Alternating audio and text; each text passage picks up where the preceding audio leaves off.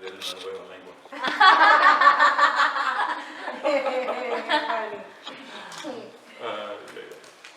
Bueno, vamos a leer en el libro de Hechos, el capítulo 12, Hechos 12.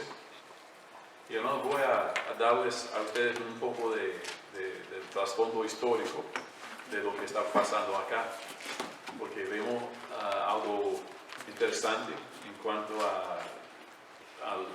al momento en que llegamos en la vida de Pablo y de Bernabé. Pero vamos a enfatizar una cosa más en este pasaje, porque bueno, ya sabemos que cuando Cristo ascendió al cielo, que dejó un mandato a los discípulos que se quedaran en Jerusalén hasta que viniera el Espíritu Santo. Y vino el Espíritu Santo y llenó el lugar y llenó la gente, y ellos testificaron a Cristo. 13,000 personas aceptaron a Cristo en ese día, y todos se quedaron allí, aunque habían venido de todo el mundo a Jerusalén a adorar, pero por el hecho de que ellos se convirtieron en ese momento, se quedaron ahí en Jerusalén.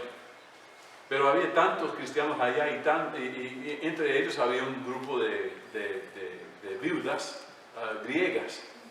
Y ellos estaban siendo un poco, ¿cómo se dice? Ignorados, esa palabra, ¿no? Por las autoridades. Entonces empezaron a quejarse. Entonces la iglesia dijo a los líderes de la iglesia, a los apóstoles, que ellos necesitaban un poco más atención de ellos.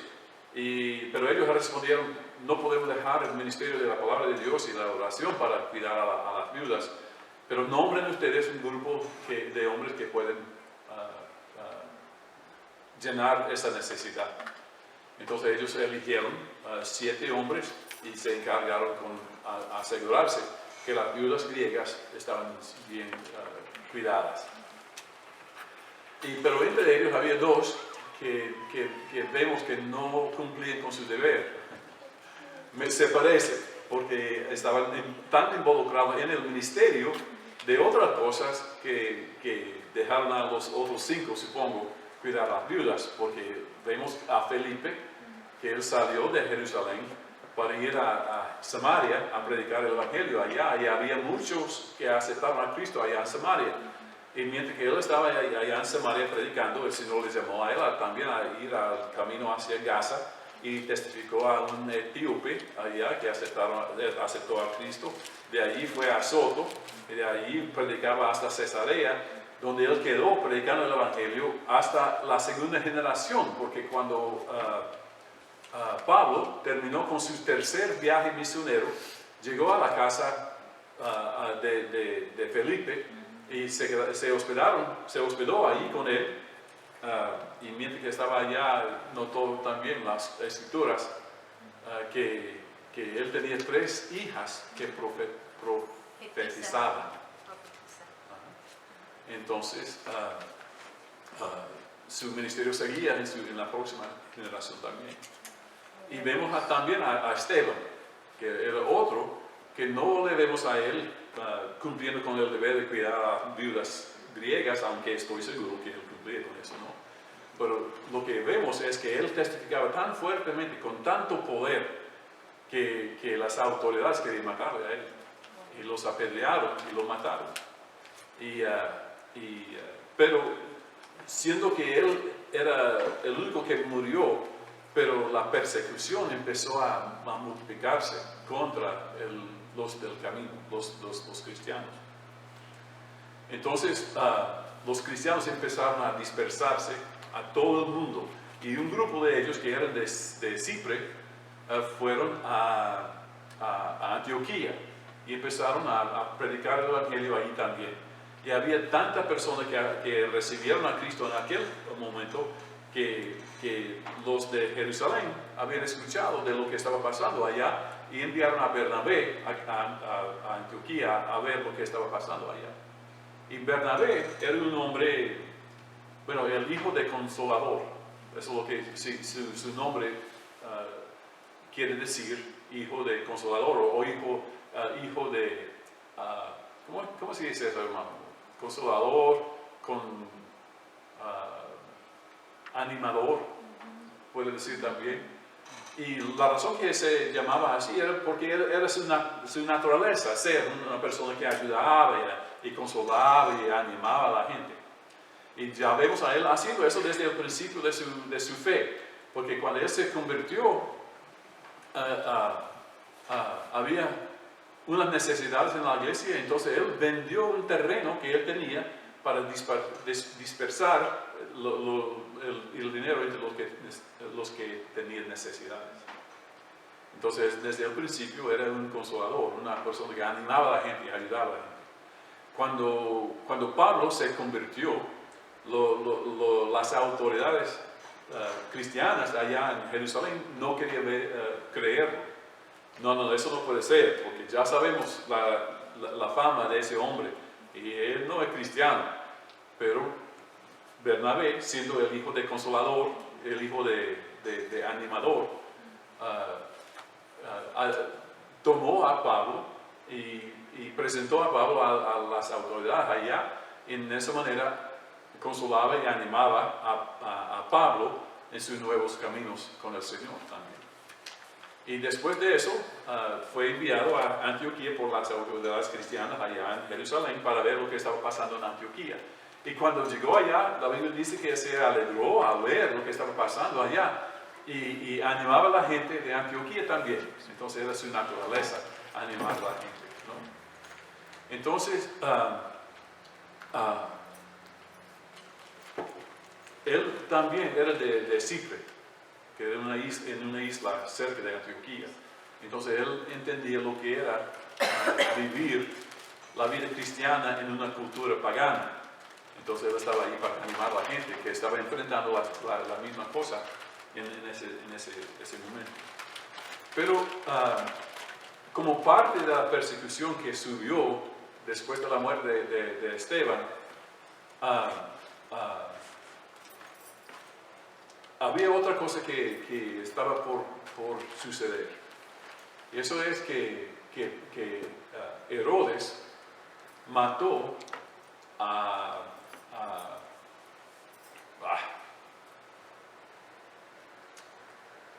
Santiago, James.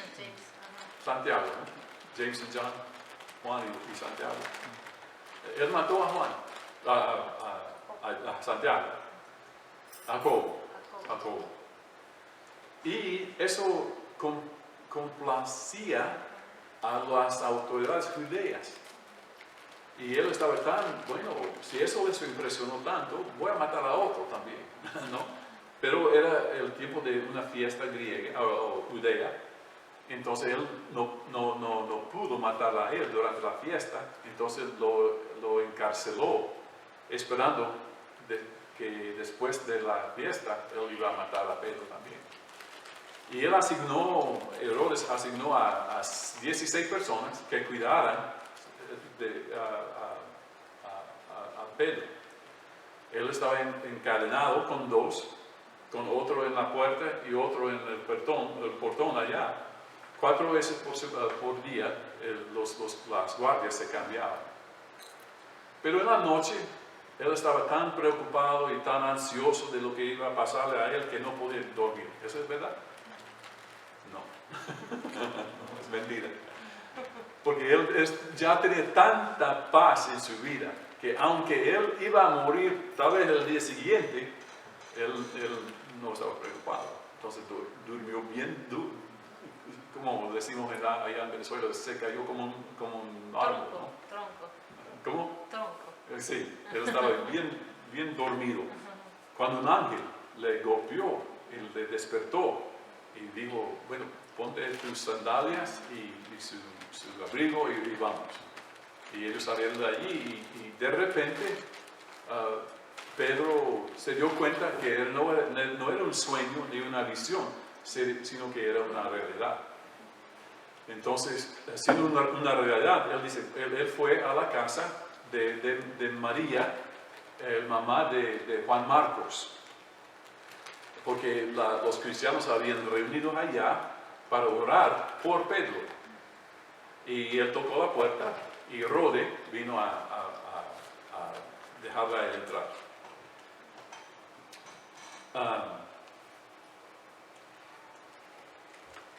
En ese momento, algo estaba pasando en Antioquía también. Todo eso sucedía en Jerusalén. Pero otras cosas estaban pasando allá en Antioquía. Porque en Antioquía había un profeta que vino a decirles a ellos que iba a haber una sequía en el país y iban a tener un tiempo difícil. Y siendo que los cristianos estaban siendo perseguidos allá en Jerusalén, la iglesia en Antioquía decidió, bueno, ya tenemos unos recursos, vamos a ayudarles a ellos con esos recursos. Que es decir algo acerca de nuestra mayordomía también. Lo tenemos, otros nos necesitan, entonces los damos. Eso es tan sencillo que es la mayordomía, ¿no? Tenemos unos recursos, hay otros que no tienen recursos, entonces vamos a ayudarles a ellos con lo que tenemos, que el Señor lo que ha bendecido a nosotros. Entonces, ellos enviaron a Bernabé y a Pablo a Jerusalén con esa ofrenda que ellos habían coleccionado. Entonces, la Biblia dice en el último versículo del capítulo 12, y Bernabé y Saulo, cumplido su servicio, volvieron a Jerusalén, llevando también consigo a Juan, el que tenía por sobrenombre Marcos. Okay. Vamos a ver, okay. Primeramente, vemos que en esta iglesia, en la iglesia en Antioquía y en la iglesia en Jerusalén, había una necesidad, entonces la iglesia en Antioquía suplía esa necesidad allá en Jerusalén. ¿No? Eso es algo que una iglesia hace. Eso es una cosa que una iglesia hace. Ayudamos a los que no tienen nada con los recursos que el Señor ha bendecido a nosotros. Con los recursos que el Señor nos ha dado a nosotros, ¿no? Y eso es una cosa que una iglesia hace. Vamos a ayudar a los pobres, a las viudas, a los huérfanos. Eso es lo que la Biblia dice, que un estandarte de justicia es cómo tratamos a las viudas y a los huérfanos, a los que son más necesitados. Entonces, hermanos, una iglesia hace eso. Pero también vemos que Bernabé y Pablo habían cumplido con el ministerio de llevar la ofrenda a la iglesia. Pero ellos se quedaron allá en Jerusalén para un tiempo. Ellos estaban presentes cuando el grupo se reunía en la casa de María para orar por Pedro. Ellos estaban allí presentes. Entonces, ellos se habían quedado allá en Jerusalén para cumplir con otros deberes también, no solamente para llevar la ofrenda, sino para cumplir con el don que el Señor ha dado a ellos.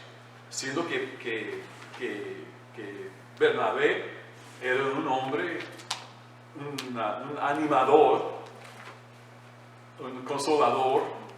Entonces, él siempre teniendo ese don, estoy seguro que él estaba allá en Jerusalén cumpliendo con ese don también. Eso es como que era su naturaleza. No podía encontrarse en ningún lugar sin que él ejercía ese don. Entonces él estaba ahí tratando de animar a los cristianos de Jerusalén que estaban sufriendo tanto por la persecución que subió por Esteban. Pero también vemos a Pablo, él estaba allí también. ¿Y qué era su don espiritual? Pero a donde él iba, predicaba y enseñaba. Y entonces estoy seguro que mientras que él estaba en Jerusalén también ejercía ese don de enseñar y predicar el Evangelio. Entonces vemos que eso es una cosa que una iglesia hace. Primeramente, cumplen con su mayordomía. Segundo, ellos dejan que cada miembro de la iglesia ejerza su don espiritual. Cada quien participa en todas las actividades de la iglesia, haciendo o cumpliendo con el don que el Espíritu Santo le ha dado a ellos, ¿no? Entonces, eso es una cosa que la iglesia hace. Cada miembro de la iglesia ejerce su don espiritual. Entonces no hay nadie en la iglesia que puede decir, yo no quiero hacer nada. Porque cuando el Espíritu Santo vive dentro de una persona y le da a él un don espiritual, no puede dejar de practicar o ejercer ese don espiritual. Entonces, ¿qué más? Bueno, la Biblia dice que ellos estaban ahí reunidos orando por Pedro. Es una cosa que una iglesia hace, ora. Y ustedes pueden recordar también que había una vez cuando Pedro y Juan estaban yendo hacia el templo, cuando unos amigos de un hombre cojo llevaron a él para estar ahí pidiendo recursos, digo yo. Los amigos le llevaron allí todos los días durante la hora de oración. Él estaba ahí mendigando. Estaba ahí todos los días durante las horas de la oración mendigando. Sus amigos estaban seguros, o se aseguraban que él estuviera allí todos los días durante la hora de oración. Y Pablo y Juan vinieron en la hora de oración al templo, le dijeron a él, mírenos a nosotros. Miró esperando unos recursos, pero Pedro dice, bueno, oro y plata no tengo, pero lo que tengo te doy a ti. En el nombre de Cristo, levántate y anda. Y él se levantó y andaba dando gracias a Dios y alabando al Señor. En el nombre de Cristo, levántate y anda. Y él se levantó y anda dando gracias a Dios. Entonces ellos oraban en las horas de oración en el templo. Pero también vemos aquí que ellos estaban en la casa de María orando. Entonces eso es lo que hace una iglesia también. Cuando nos reunimos aquí en la hora de oración, que en nuestro caso es la 1 de la tarde, en los domingos, vamos a estar aquí orando también, pero a la misma vez vamos a ir de casa a casa a orar los unos para los otros. ¿Okay? Eso es una cosa que una iglesia hace. Pero tan pronto como Pedro fue librado de ser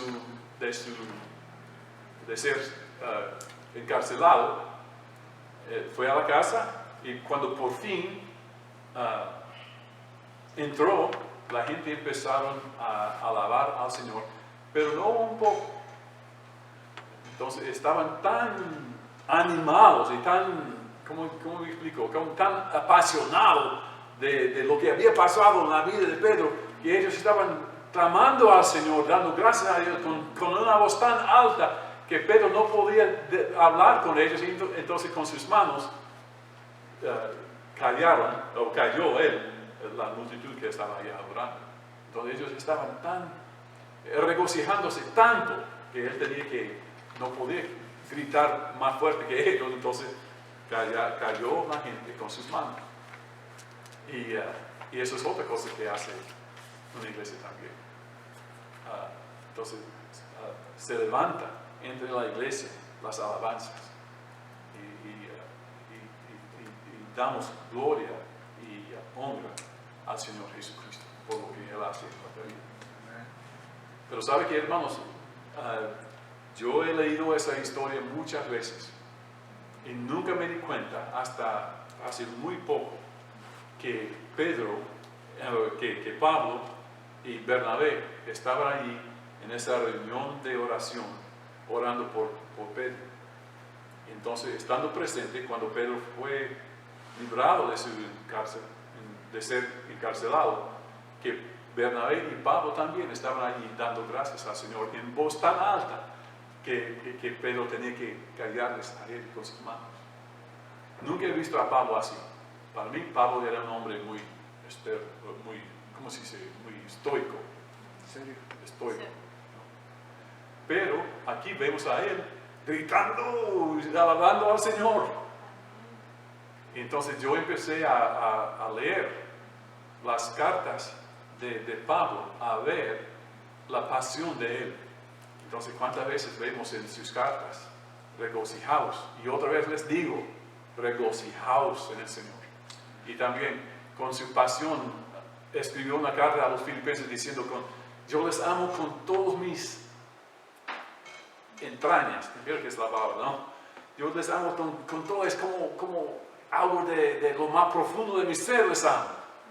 Entonces vemos que era un hombre muy apasionado acerca de las cosas del Señor también. Entonces, pero eso no es todo, porque aunque dice el versículo 25, Bernabé y Saulo, cumplido su servicio, volvieron de Jerusalén llevando también consigo a Juan y el que tenía por sobrenombre Marcos. Entonces, cuando cumplieron ese ministerio de entregar la ofrenda, de animar a la gente, de enseñarles y predicar para ellos el Evangelio, vemos que ellos volvieron a Antioquía, que nos dice otra cosa acerca de lo que una iglesia hace. Hermanos, una iglesia va. Una iglesia va. No se queda dentro de estas paredes, sino siempre vamos. Vamos testificando, vamos llevando el Evangelio, vamos a donde el Señor nos guíe a predicar el Evangelio de Cristo. Hermano, ¿sabe que en Lucas y en Mateo hay un suceso en la vida de Jesucristo cuando Él se dirigió a sus discípulos diciendo, pasemos al otro lado? Pero en Mateo y Lucas vemos que Él mencionó al otro lado de qué, ¿no? Él dice, pasemos al otro lado del mar, pasemos al otro lado del mar, hablando del mar Galilea, porque ellos estaban allí en las orillas del mar Galilea. Pero en Marcos, la Biblia dice, no incluye las últimas dos palabras. Entonces Marcos no dice, pasemos al otro lado del lago, o pasemos al otro lado del mar. Él dice, pasemos al otro lado. Y yo creo con todo mi corazón que el Espíritu Santo había inspirado a Marcos a dejar esas dos palabras fuera para que ese mandato se aplicara a todas las generaciones de cristianos desde aquel momento hasta ahora. Porque no estamos en las orillas del mar, del Galilea, estamos en las orillas del mar Pacífico, ¿no? Pero cualquier cosa que nos separa de alguien que necesita escuchar el Evangelio de Cristo, eso es lo que el Señor dice, pasemos al otro lado de esa cosa. Lo que sea esa barrera, pasemos al otro lado para testificar allí también. Entonces, eso es lo que pasa en una iglesia. Una iglesia va y pasa sobre cualquier barrera que nos divide, que nos separa de alguien que necesita escuchar el Evangelio de Cristo.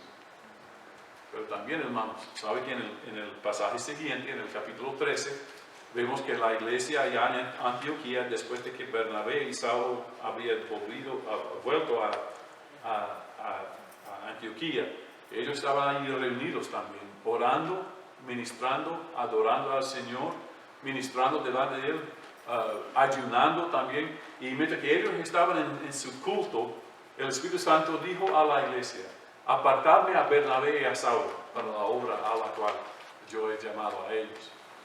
Entonces, eso es lo que hace una iglesia. Una iglesia envía también. Una iglesia va, pero una iglesia envía también a los misioneros a diferentes partes del mundo. Entonces, hermanos, espero que hayamos visto una cosa que son parte de la vida de una iglesia. Una iglesia ya sabe de la mayordomía y ejerce la mayordomía. Una iglesia deja que cada miembro ejerza su don espiritual y cada miembro de la iglesia ejerce su don espiritual, ayudando en lo que pueda en la iglesia. Una iglesia se reúne y ora. Una iglesia va y una iglesia envía y siempre cumpliendo con el ministerio al cual el Señor nos ha llamado. Entonces, hermanos, espero que algún día ese versículo se pueda decir y Esteban y Pablo y Daniel y los que están en el culto allá en Alaska, en la ciudad de Anchorage, cumplido su servicio, volvieron a Jerusalén, llevando también consigo a Juan. Espero que el Señor diga eso de nosotros también. Que cada uno de la iglesia hispana están servidos. Amen. Ellos han cumplido Yes. el ministerio Praise al Jesus. cual el Señor nos ha llamado. Pero hermanos, sabe que una cosa más que quiero que notemos en este pasaje. Cuando Rode llegó a donde Pedro estaba tocando la puerta, ella reconoció la voz de Pedro. Reconoció la voz de Pedro. ¿Qué dice el Señor acerca de sus ovejas? Que sus ovejas escuchan su voz. Y le oyen Y escuchan. y le conocen. Lo conocen. Lo mismo pasa con nosotros también, hermanos. Como iglesia, como cristianos, vivimos tan cerca de Cristo que oyemos, escuchamos su voz y le conocemos. Pero dice otra cosa, dice también, ¿no? Reconoció la voz de Pedro, de gozo nos abrió la puerta, no abrió la puerta, sino que corriendo adentro dio la buena de que Pedro estaba a la puerta. Y otra vez, es lo que un cristiano hace.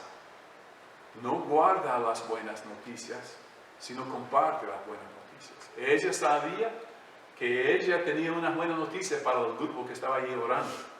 Y sabía que ellos necesitaban saber de lo que ella ya sabía. Entonces se fue corriendo, sin abrir la puerta, siendo tan feliz que ni abrió la puerta, sino entregó las buenas nuevas, las buenas noticias al grupo. Pero ellos respondieron de una manera un poco brusco, ¿no? Estás loca, chica, ¿cómo puede ser? Pero para ella no hay problema, porque ella sabía que era Pedro. Y lo mismo pasa con nosotros también. Ya tenemos un mensaje para el mundo, ellos se burlan de nosotros, pero está bien con nosotros, porque ya sabemos que es Cristo. Amen. Ya sabemos que nuestra vida se envuelve en Cristo, nuestra vida es todo Cristo, todo Cristo. Entonces, dejen que el mundo diga lo que quieran decir, porque ya sabemos, ¿no? Que es Cristo, que es la respuesta. Es como decía un pastor una vez, hermanos, yo he leído todo el libro y en el fin ganamos. Amén. En el fin ganamos, porque ya sabemos que la respuesta es Cristo. Hermano pastor.